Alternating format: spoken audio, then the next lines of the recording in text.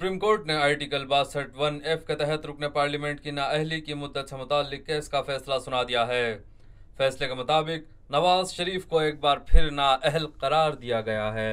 वफाकी वजीर इत्तलात व नशरियात और मुस्लिम लीग की रहनुमा मरियम औरंगजेब ने कहा है कि 62(1)(f) का फैसला भी वैसा ही है जैसा फैसला तैयारा साजिश केस का था। अभी तक नवाज शरीफ पर 1 रुपए की भी करप्शन का इल्जाम नहीं लग सका, लेकिन उन्हें ताहयात नाअहल करार दिया है। ऐसे फैसलों का खमियाजा माजी में भी पाकिस्तानी अवाम को भुगतना पड़ा। पनामा फैसले की तरह पाकिस्तानी अवाम इस फैसले को भी कबूल नहीं करेगी। सुप्रीम कोर्ट के बाहर ज़राए इब्लाग आमा के नुमाइंदों से गुफ्तगू करते हुए मरियम औरंगजेब का कहना था, मैडम आप बात कर छोड़े। बिस्मिल्लाहिर्रहमानिर्रहीम। जैसे कि आपको मालूम है, आप लोग सब इस वक्त एक और फैसला देख रहे होंगे मोहम्मद नवाज शरीफ साहब का। ये वही फैसला है जो 1999 में त्यारा केस में भी आया था। ये वही फैसला है जिससे शहीद भुट्टो को फांसी चढ़ाया गया था। ये वही फैसला है जिससे मोहतरमा बेनज़ीर भुट्टो को शहीद किया गया था। और आज एक दफ़ा फिर पाकिस्तान के तीसरी दफ़ा मुंतखब वज़ीर आज़म को ताहयात नाअहल किया गया है। फैसले के हवाले से गुफ्तगू करते हुए वज़ीर मुमलिकत का कहना था, मैं ये भी कौम को बताना चाहती हूँ कि जो सुप्रीम कोर्ट का फैसला मोहम्मद नवाज शरीफ साहब को नाअहल किया गया था, एक अकामे के ऊपर, अपने बेटे की कंपनी से तनख्वाह ना लेने के ऊपर, और आज ट्रायल हो रहा है, उस फैसले का ट्रायल हो रहा है जो फैसला ट्रायल से पहले आ चुका है।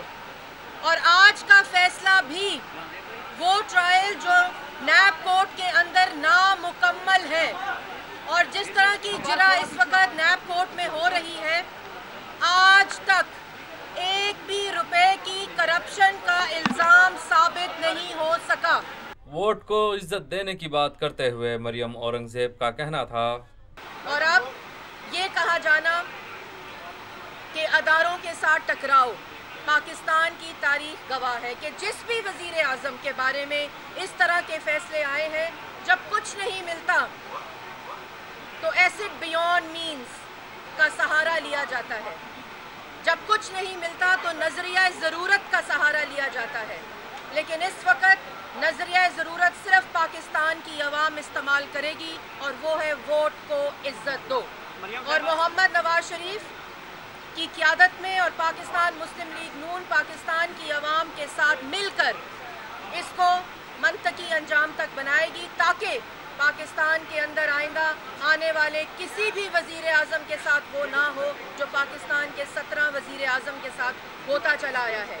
और ये पैगाम भी पाकिस्तान की अवाम, मुस्लिम लीग नून के वोटर्स बिल्कुल दिल छोटा ना करें, और जिस अज़म और जिस अलम को पाकिस्तान के अवाम और मुस्लिम लीग नून के वोटर ने उठाया है, मुझे मालूम है कि इस फैसले के बाद वो और भी ज़्यादा मजबूत होगा।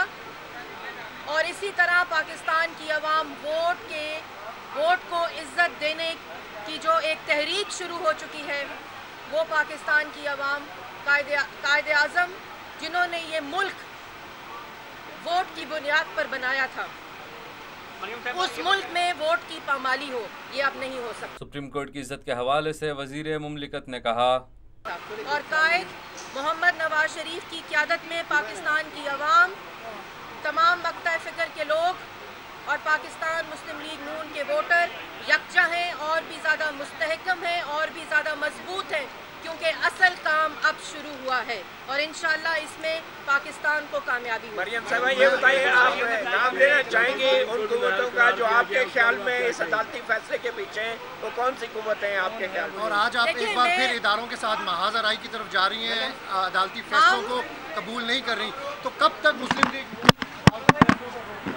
पाकिस्तान मुस्लिम लीग नून और बिलखसूस मोहम्मद नवाज शरीफ ने हमेशा अदलिया की इज्जत, अदलिया का वकार और पाकिस्तान में आइन और कानून की बालादस्ती की बात की है। फैसला और फैसले के ऊपर जो रिएक्शन है वो पाकिस्तान की आवाम का और मोहम्मद नवाज शरीफ का हक है, लेकिन जो भी इस मुल्क के मुंतखब वज़ीर आज़मों के साथ होता आया है, उस वजह से आज पाकिस्तान आज तक भी जमहूरियत का मुकदमा ही लड़ रहा है।